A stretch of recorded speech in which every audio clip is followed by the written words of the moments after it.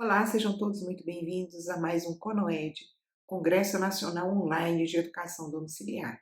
Eu sou a Val Martins, sou mãe educadora e seguindo o nosso tema central desse ano, que é a educação cristã, eu quero falar sobre a educação cristã e o ensino da teologia na rotina familiar. Eu pretendo fazer algumas definições dos termos, para que nós possamos compreender bem o nosso tema. Pretendo, se possível, apresentar algumas sugestões de temas para ser instruídos, ensinados em casa, e algumas questões bem temáticas mesmo, que possam nos auxiliar nesse processo de educação cristã. Mas eu também gostaria, antes de tudo, de justificar o porquê falar desse assunto especificadamente. Certa vez eu me deparei com uma citação na internet do pastor Paul Walsh, que mexeu bastante comigo. A citação diz exatamente o seguinte: seus filhos irão para a escola e eles serão treinados em torno de 15 mil horas em pensamento ateísta secular.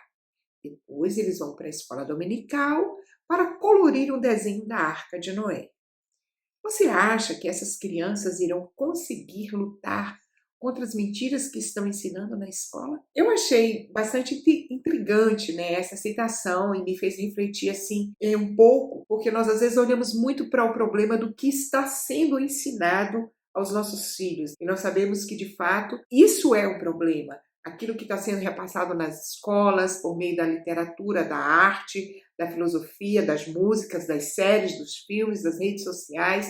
Há uma enxurrada de falácias, de mentiras a respeito de Deus, a respeito da sua palavra, a respeito da vida cristã, que está sendo paulatinamente, às vezes nem sem nenhum disfarce, ensinado aos nossos filhos. Infelizmente, essa é uma realidade. E eu até tenho acompanhado o esforço de muitas famílias cristãs, educadoras, que têm assumido a educação integral dos seus filhos, que têm procurado criar mecanismo de proteção contra esses assédios, eletrônicos, contra essas mentiras todas, dedicam-se de uma forma tão afincada aos filhos que é como se os filhos estivessem dentro de uma redoma.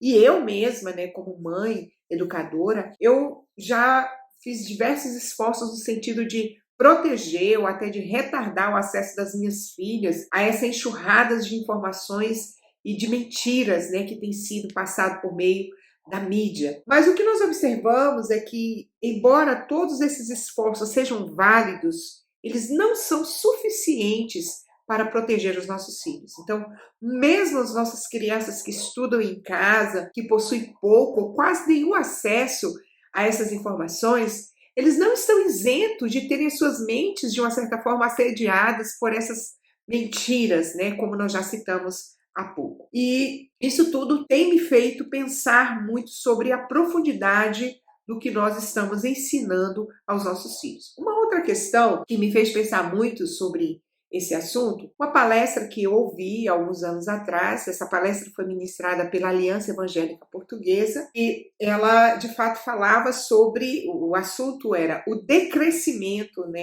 da Igreja Evangélica Portuguesa. E eles informavam que em torno de 15 anos a Igreja Portuguesa ela regrediu em pelo menos 30%, que é uma notícia muito triste, é lamentável. E dentro desse assunto, eles falaram sobre uma janela, e me chamou a atenção o nome dessa janela, era a janela 414. E eu fui então pesquisar um pouco mais sobre isso, e eu descobri que esse termo, janela 414, também chamada janela 014, ela faz referência a uma janela não geográfica, mas sim uma janela de faixa etárias, de 0 ou de 4 aos 14 anos. E segundo essa pesquisa, eles informam que esse grupo de pessoas dessa faixa etária, eles não têm sido levados em consideração dentro da perspectiva evangelística missionária. E foi identificado que, diante da pergunta: com qual idade você conheceu Jesus Cristo como seu Salvador? A cada grupo de 100 cristãos que foram entrevistados, 86% afirmavam que tinham tido a sua experiência pessoal com Jesus, com a salvação, antes dos 14 anos de idade. Um dos participantes dessa pesquisa, que é o escritor George Barna, ele afirma que o maior desafio diante disso, do resultado dessa pesquisa, que o maior desafio que temos hoje é de formar uma geração com uma cosmovisão bíblica cristã. É interessante também que eu, seguindo essa mesma palestra que eu já citei, eles afirmavam que, embora essa pesquisa revelasse que o maior número de experiências com a salvação acontecia nos primeiros anos da vida, né, entre os 4 e 14 anos de idade, de contrapartida, há uma pesquisa também que revela que a maior parte dos jovens e adolescentes que tiveram contato com o Evangelho, talvez nos primeiros anos das suas vidas, ao chegarem à fase da adolescência ou da universidade, esses mesmos jovens abandonam a fé cristã, né? Eles deixam de manifestar sua fé, eles deixam de se identificarem como cristão. É claro, né? A pesquisa é interessante, mas nós nem precisávamos muito dos resultados dessa pesquisa para chegarmos a essa conclusão, porque a nossa própria experiência já nos diz isso. Eu acredito que todos nós conhecemos alguém que, embora tenha sido crente quando criança, na adolescência abandonou a fé. É notório o número de jovens que deixam de crer quando chegam na fase da adolescência, passando para a fase jovem e adulto. E eu, quando eu estava organizando essa palestra, eu procurei conversar com a minha filha, que é adolescente, ela tem 15 anos, e eu quis ouvir a opinião dela, né, sobre esse assunto. Eu perguntei assim, qual era a perspectiva dela, qual era a ideia que ela tinha do motivo por que muitos jovens e adolescentes abandonam a fé cristã. Eu vou citar aqui exatamente o que ela disse. Ela disse assim: muitos jovens abandonam a igreja e a culpa não é só do mundo, e sim também da igreja. Por quê? Porque a igreja não nutre as necessidades espirituais dos jovens. Falta consistência no ensino. Na opinião da minha adolescente, muitos jovens e muitos adolescentes, eles abandonam a fé quando esta fé deixa de fazer sentido para eles. Nós mesmos sabendo que, analisando os adolescentes sobre a perspectiva de como eles aprendem, nessa fase, eles são muito inquiridores, eles são questionadores, eles querem saber o porquê das coisas, eles querem entender de fato a razão das coisas, por que elas são assim, né? Então, muitos desses adolescentes, ao serem confrontados sobre a sua fé, por não possuírem respostas e com temor de serem ridicularizados, de serem questionados, né, de forma que eles não vão conseguir responder, eles preferem abandonar ou negar a fé, né? Deixar de manifestar-se como cristão, porque há coisas que eles realmente não compreendem, há passagens bíblicas que não estão claras para eles, então eles preferem deixar de ser cristão. Eu acho que esses dois argumentos, eles são interessantes, mas não acho que sejam suficientemente fortes para nos convencer sobre a necessidade de nós termos um ensino bíblico um pouco mais aprofundado, um ensino, uma educação cristã pautada na teologia propriamente, tá? Mas eu creio que há um argumento irrefutável e que poderá fazer com que nós pensemos melhor, né, em realinhar a nossa educação cristã com a fundamentação bíblica teológica. E eu quero fazer uma citação, claro, da palavra de Deus, no Salmo 78, dos versículos 3 ao versículo 7, que diz assim: o que ouvimos e aprendemos, o que nos contaram nossos pais, não o encobriremos aos nossos filhos. Contaremos à vindoura geração os louvores do Senhor e o seu poder e as maravilhas que fez. Ele estabeleceu um testemunho em Jacó e instituiu uma lei em Israel e ordenou aos nossos pais que os transmitissem aos seus filhos, a fim de que a nova geração os conhecesse.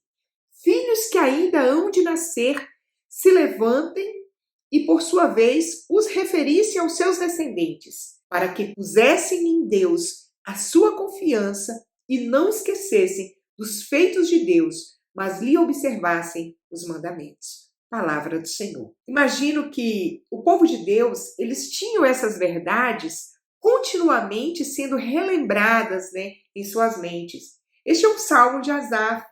E é interessante pensar que a igreja veterotestamentária, eles em suas reuniões solenes, né, no culto, atendendo à santa convocação do Senhor, eles cantavam que os testemunhos e as leis do Senhor, que haviam sido instituídas por Ele mesmo, deveriam ser repassadas às gerações vindouras. Os descendentes e os descendentes dos descendentes deveriam saber sobre Deus para quê? É muito interessante. Por quê? Bem no finalzinho, no versículo 7, diz assim: para que pusessem em Deus a sua confiança e não se esquecessem dos feitos de Deus, mas lhe observassem os mandamentos. É assim que esse versículo é finalizado.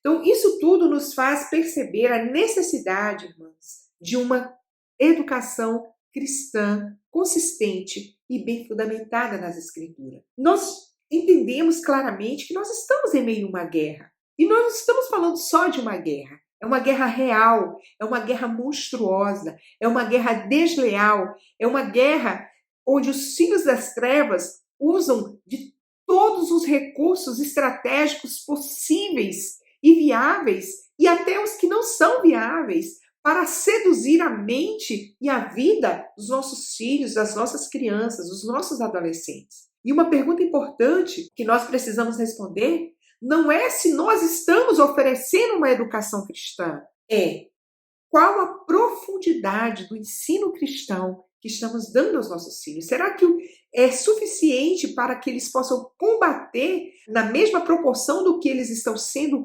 afrontados ou confrontados pelas mentiras do diabo? Isso é muito importante. Vamos pensar um pouco mais sobre a educação cristã, né? O que define a educação cristã?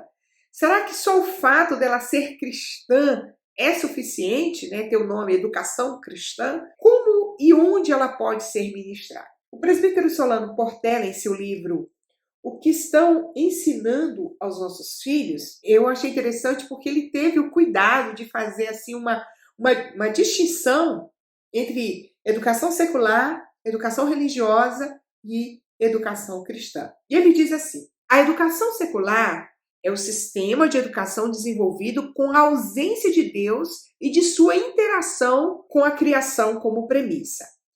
Ele diz que a educação religiosa é definida como a instrução específica sobre as doutrinas bíblicas e cristãs, normalmente ensinadas na igreja, na escola dominical, nas aulas de doutrinas, de evangelismo, com fim de instrução religiosa. E a educação cristã está relacionada com a instrução em todas as áreas de conhecimento que é ministrada sob o reconhecimento do Deus Criador e daquilo que nos é revelado em sua palavra sobre seus atributos. E eu quero, inclusive, fazer uma citação desse livro que diz assim: o objetivo da educação escolar cristã deve ser o de proporcionar à pessoa que está sendo educada não apenas a obtenção de conhecimentos variados uns dos outros e da sua própria constituição física e moral, mas sim o de conceder o entendimento de uma visão integrada e coerente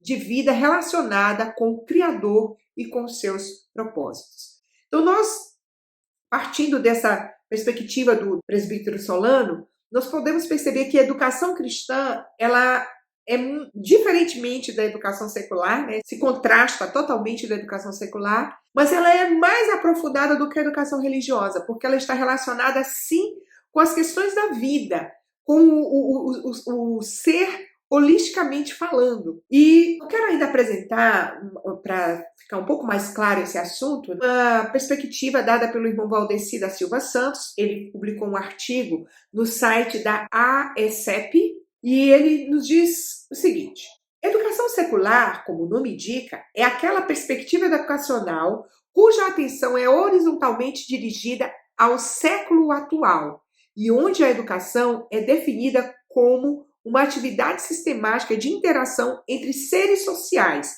tanto no nível intrapessoal como no nível da influência do meio. Por natureza, a educação secular, ela exclui a ideia de Deus, né?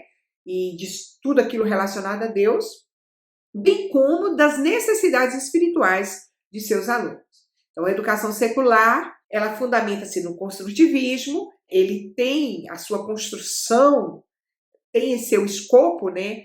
Melhor dizendo, a construção das interações sociais, assim como o construtivismo acaba promovendo culto à autoexpressão, pois dentro dessa ideia do construtivismo, dessa perspectiva pedagógica construtivista, todos os seus pressupostos, né, se fundamentam no ser humano. Então, o principal alvo da educação secular, segundo o construtivismo, é a obtenção da autonomia humana. Em contraste com este modelo secular de educação, a perspectiva cristã, ela defende uma abordagem educacional holística, eu já falei sobre isso, que considera não apenas o universo material, mas também a realidade espiritual. Então, partindo da perspectiva bíblica, a educação cristã entende que o ser humano, como criado à imagem de Deus, não é meramente um animal biológico. Além do mais, o propósito da educação cristã é levar o educando a viver de tal forma que ele reconheça e adore a Deus como seu Criador e também viva a fim de cumprir o propósito para o qual fora criado. Então, essas são as perspectivas dadas pelo irmão Valdeci. E ainda mais ele diz, a educação cristã, por sua vez, é um processo de abordar todas as áreas do conhecimento a partir de uma cosmovisão cristã da realidade.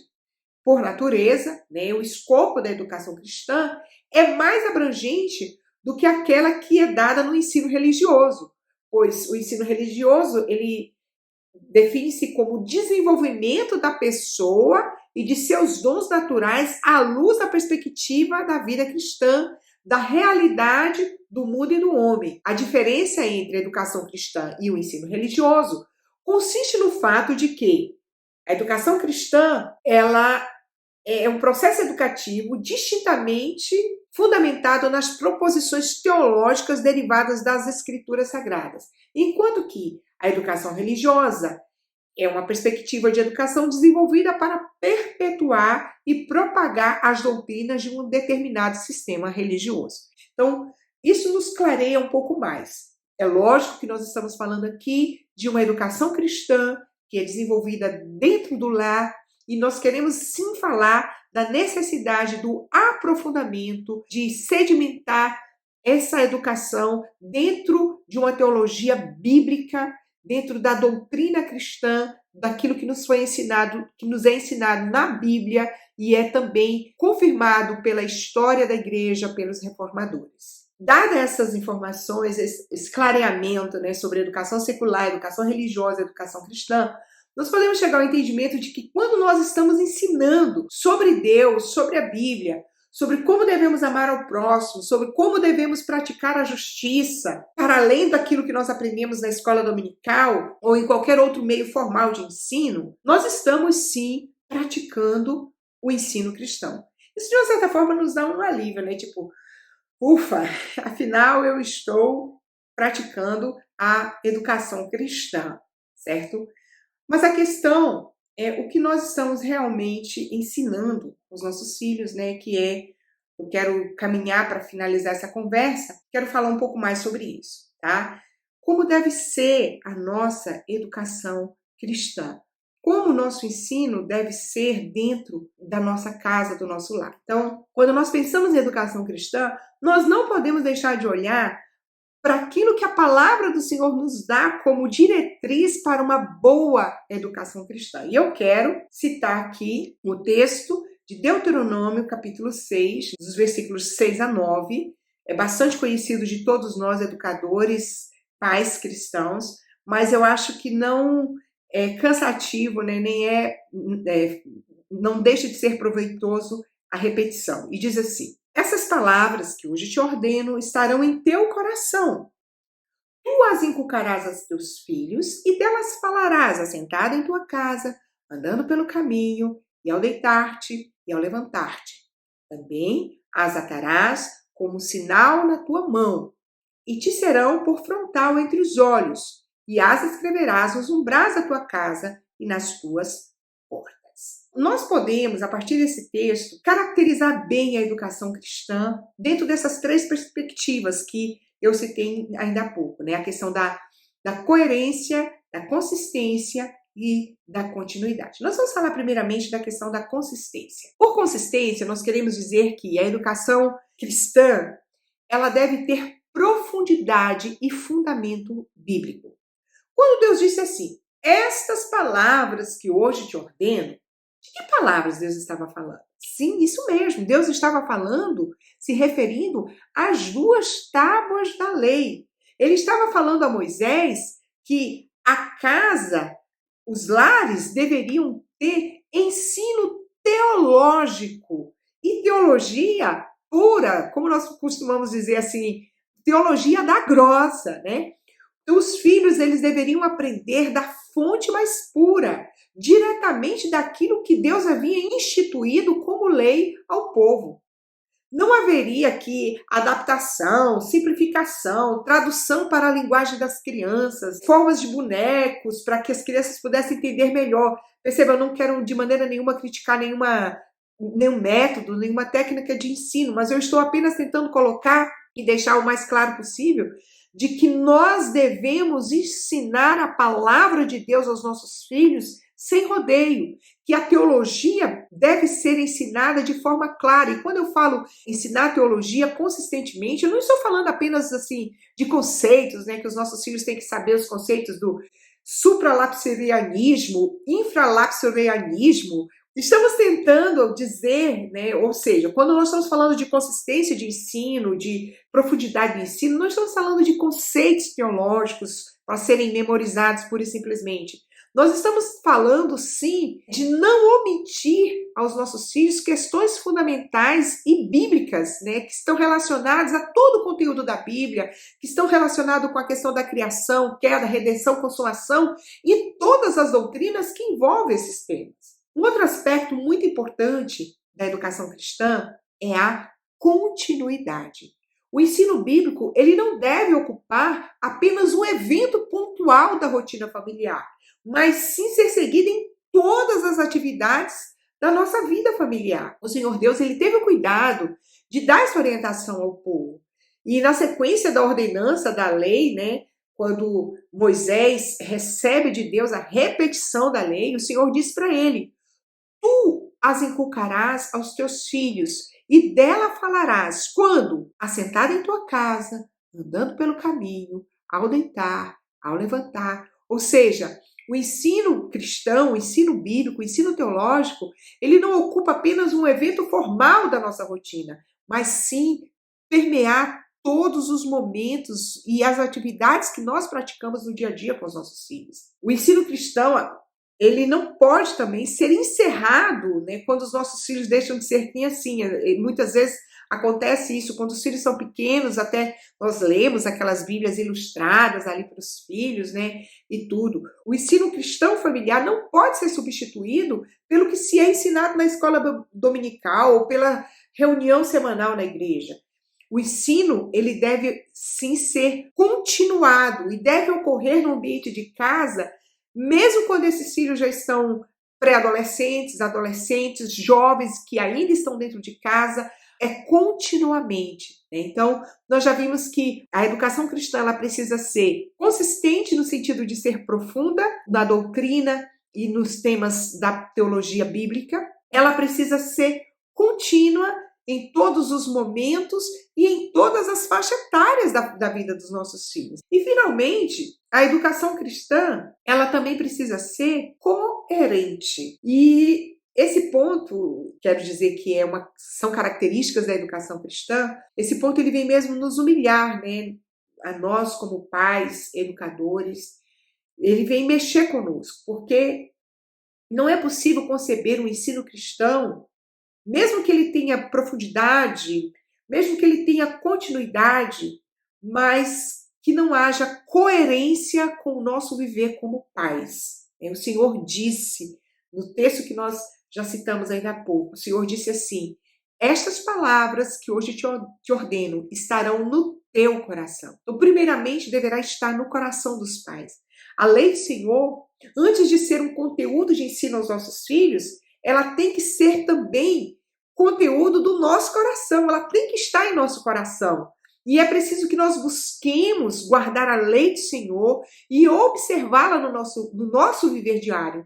Ou seja, ela tem que fazer sentido, o conteúdo, com a nossa prática. Tem que haver coerência do que ensinamos com aquilo que nós falamos e com aquilo que nós fazemos também. Então, além de ser consistente, contínua, A educação cristã precisa ser coerente com a nossa vida.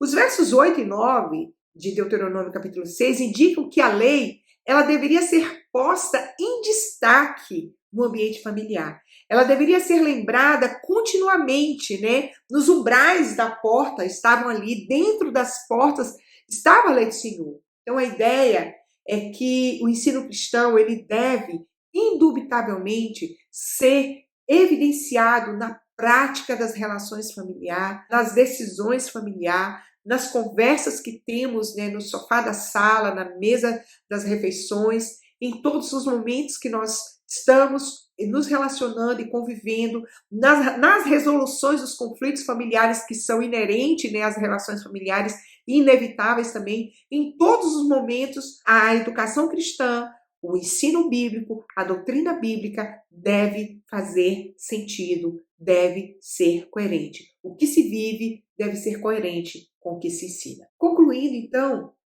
né, como nós já dissemos, e não é o assunto, mas é assustador, né, nós percebermos o número de ex-frequentadores da escola dominical, de nascidos em lar cristãos, que hoje encontram-se totalmente distantes do evangelho, e muitos deles até em condição de negação total da fé, degradação moral, enfim. E nós até perguntamos o que teria acontecido com o ensino que eles receberam. Para onde foi esse ensino? Obviamente que nós não duvidamos do poder do evangelho e que o evangelho como semente, ela tem um tempo próprio de germinação, né?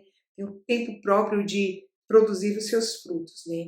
Mas a ideia aqui é apontar assim, o perigo de nós estarmos ensinando um evangelho raso, humanista e pouco consistente com a teologia bíblica. Então nós percebemos que o problema humano, todo problema humano é antes de tudo um problema teológico. Então, todos os nossos conflitos e guerras que temos dentro e fora de nós são antes de tudo uma má compreensão ou uma falta de conhecimento sobre quem é Deus, sobre o verdadeiro Deus, né? O Deus da Bíblia, o Deus de Abraão, de Isaac e de Jacó. Então, o ensino cristão, ele deve contemplar a pessoa de Deus, os seus atributos, o seu caráter essencial. Ele deve ser consistente acerca de quem é Deus, para que nós tenhamos condição de defender eficazmente a nossa fé sobre aquilo que nega a existência do verdadeiro Deus, né? E nós temos que cuidar disso porque também temos o perigo do outro evangelho que Paulo menciona no livro de Gálatas, né? Esse ensino desse falso evangelho, ele tem invadido as igrejas, tem eclodido nos púlpitos, ele está presente nas relações cristãs, né? Então nós precisamos de fato nos fortalecer com o verdadeiro evangelho para saber não só identificar, mas também e principalmente combater esse falso evangelho nocivo à fé dos nossos filhos, à fé dos nossos jovens. E que o Senhor possa nos ajudar a conhecê-lo cada dia mais, porque conhecer a Deus é fundamental para que nós tenhamos condição de combater as mentiras deste mundo onde nós estamos inseridos.